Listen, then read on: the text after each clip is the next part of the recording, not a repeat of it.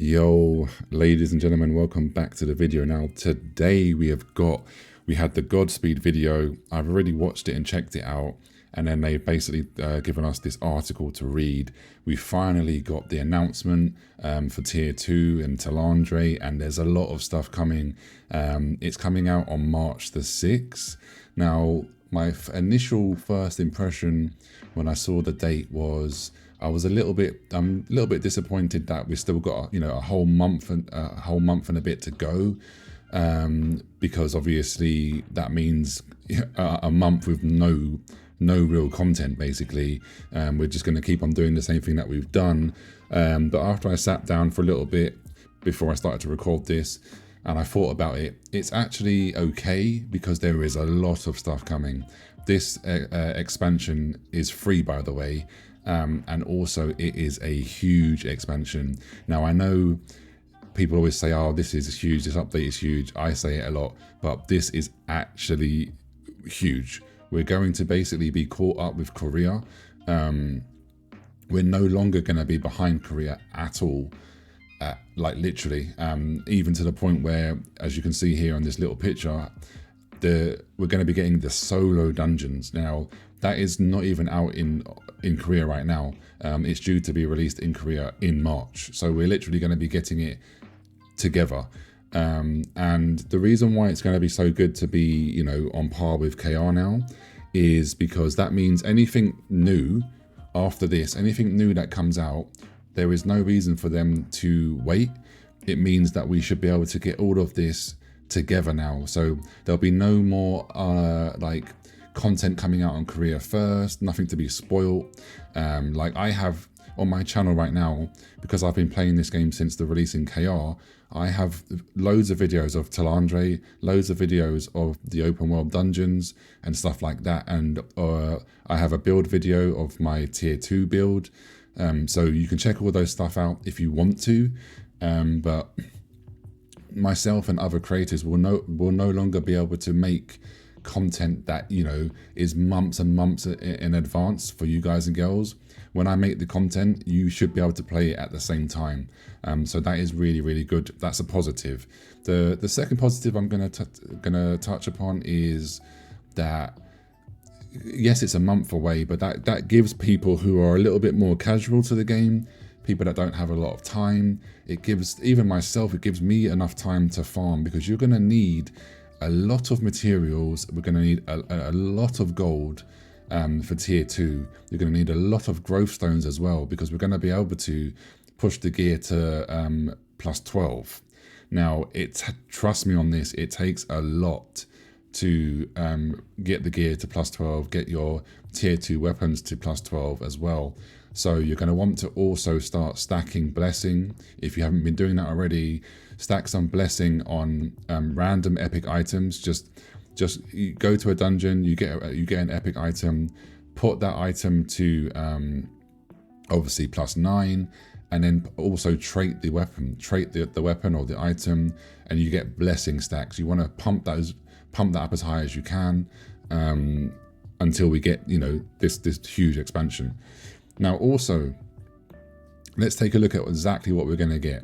So, new zone Talandre, solo dungeons, 3-star dungeons, the weapon mastery revamp, Nebula Island, the new artifact system, and also some lifestyle improvements. Now, if you don't know what Nebula Island is, again, I have a video on my channel already talking about that and going around the island, but it's basically a PvP zone. PvP island. There's also PvE that you can do there, but the main reason you go there, most people go there for, is to have some PvP fun, but also you can get artifacts from that island. So let's see here. So they're talking about solo dungeons. So want to make an even bigger impact in your next group or guild activity, triumph over new solo dungeons for an easier transition into more difficult content. You will also earn rewards for overcoming foes, obstacles, and unique mechanics. Stay tuned for an in-depth look at this new activity closer to release. So this is good. So of course, as soon as we get hopefully we're going to get some gameplay, we're going to get to see it, but there'll definitely be obviously an article. So as soon as they have this out, I'm hoping, you know, mid-Feb, towards the end of Feb. I will definitely cover that here on this channel. So you guys and girls, I'll give you the TLDR and we can have a little breakdown of what they show us. So that'll be really, really good. 3-star dungeons. Now, these are a lot of fun. They are challenging. There's going to be 1, 2, 3, 4, 5 of them. So for those of you that have mastered the 2-star dungeons, we're excited to see more people venture into our greatest challenge yet, which is the 3-star dungeons. They unlock when you hit level 55, and they require a minimum CP of 3.5k. Now, most of us are over 4,000, so we're already more than ready for these dungeons. We're going to have Forest of Grudge, Mansion of Tragedy, Chapel of Madness, Cruel Witch's Garden, and the Assassin Laboratory. We're going to have, obviously, desirable drops there, so powerful epic tier 2 gear sets, trading due, Amatoys, abyssal contracts, and crafting materials. You will also receive rewards that can be used to craft items that drop dimensional soul shards in each 3-star dungeon. Now, weapon mastery revamp, we already know about that. I have a video again on my channel already covering that. So check that out if you're not sure about what that is. Then we have Nebula Island, which I just spoke about. But what they say is Nebula Island is a new inter-server activity accessible to level 55 players through the secret dungeons Lawless Zone tab. Players can spend up to 7 hours per week there, with additional time available through Nebula Charge stones. The island consists of a central village and 6 distinct regions, including 1 peaceful zone, which is called Fog Forest, and then there's 4 war zones where PvP is always enabled. Players can access various hunting grounds through portals in the Resistance Surveillance Camp, and you can collect lesser and greater Nebula stones to exchange for items. The island features hourly events and periodic field boss battles with a limited participation capacity. A new exclusive accessory system called Artifacts has also been introduced specifically for Nebula Island content. Then we have obviously the Artifact system. This gives us more power. So redefine your playstyle through unique skills with the Artifact item sets. Artifacts can be obtained from Nebula Island and Abyss dungeons in the Talandre region. The system consists of 6 parts, 4 Talis stones, a Solar stone, and a Lunar stone, each with unique stats and effects.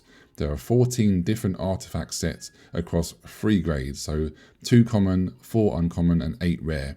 With some stats being randomly determined upon acquisition, players can trigger set bonuses by equipping either 2, 4, or 6 matching pieces from the same set.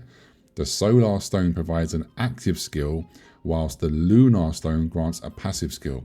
So we get 2 new skills there.